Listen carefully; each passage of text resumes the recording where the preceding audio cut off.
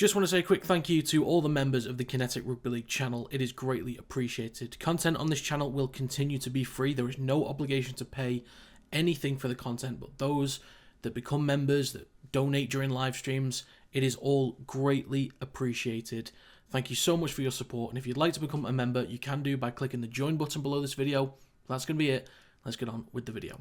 Ladies and gentlemen, welcome to the Kinetic Rugby League channel. I present to you my 2025 Challenge Cup final predictions. So to let you know how this video is going to go, just to make sure there's actual content in here and it's not just, well, this is the score, there are 4 different sections. First is going to be on form, player availability and statistics. Second will be a little bit on Warrington. Third will be a little bit on Hull Kingston Rovers. And then fourth will be just a very short, very quick conclusion to wrap things up and to give my predictions. So if you want to just cut out all the nonsense that I'm about to give you, just skip towards the end of the video and check out the predictions. But yeah, as always, if you guys have your own predictions, let me know in the comment section down below. And last time I did the Challenge Cup final predictions, I was on holiday in Turkey. So in the words of that young man back then, folks, let's get this party started, shall we? So kicking things off with form, head-to-head, player availability and stats.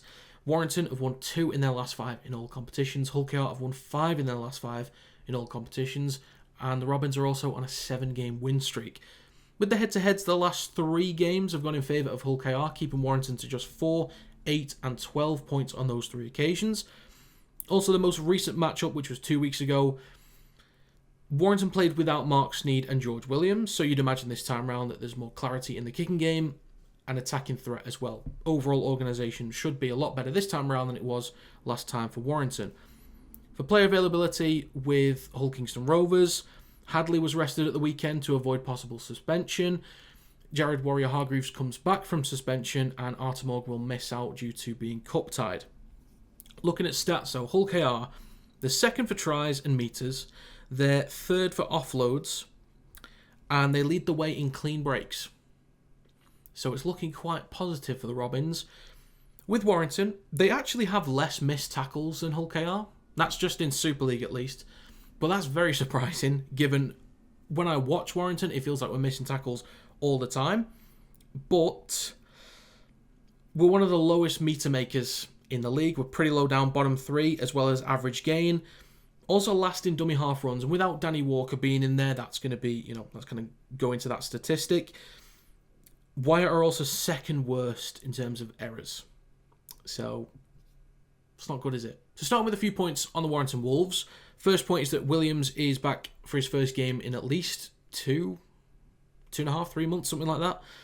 So he's going to be fresh, hopefully, and hopefully fully fit as well. I don't know how close he is to 100%, but hopefully there's nothing where he's going into this game, we're sending him in there with like an injury that could be easily aggravated. Hopefully.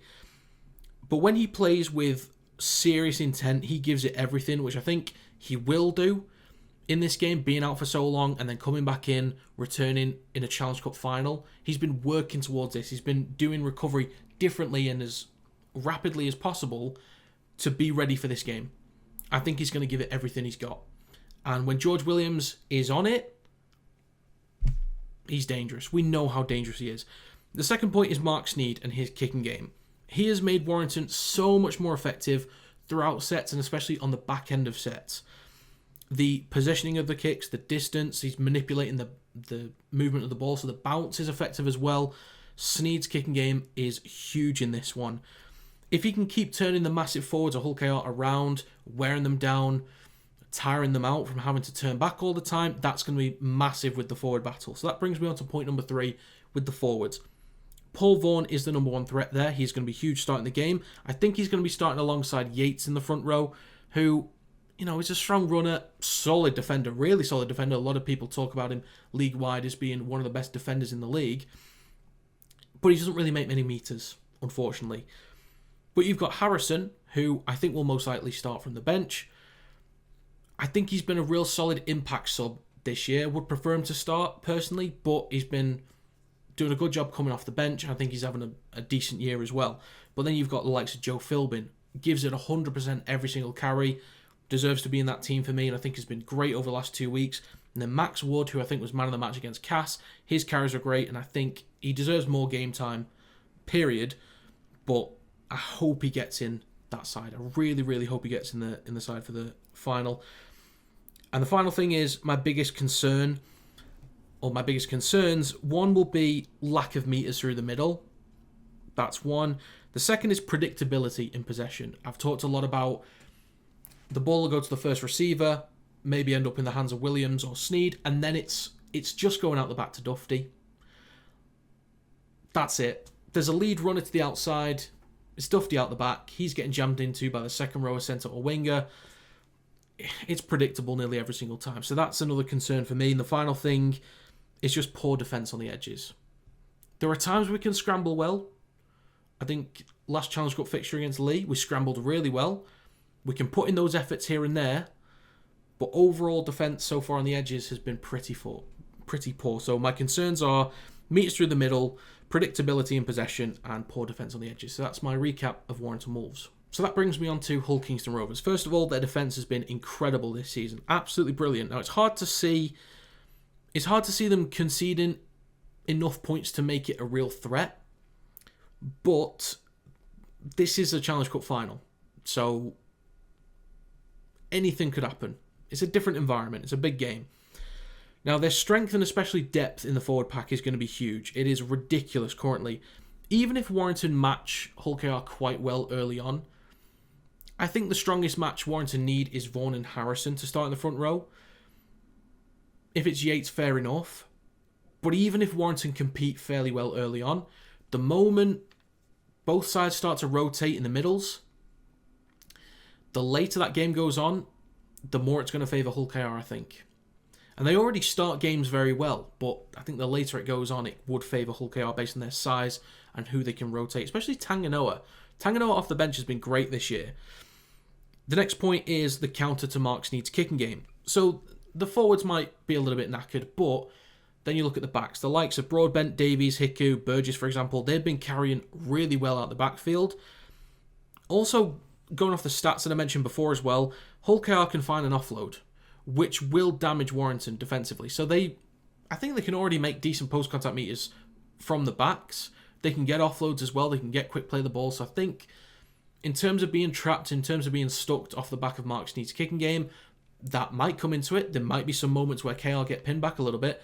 But I think what the players have shown so far, and based on stats, they will manage to break out of that 20-metre zone on a lot of occasions and possibly finish sets inside Warrington's half, which is going to get right on my nerves. But also with the missed tackles, yes, I know Warrington have technically been better in that department, but Warrington, I think, have missed way too many anyway. We're really poor to start the season, but then you introduce Mikey Lewis into this game, who is really elusive, and I think he's performing better this year than he was last year.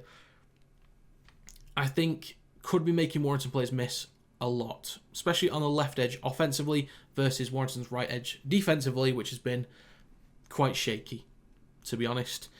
So yeah, Mikey Lewis could be, and you'd imagine would be, a massive difference maker in this game.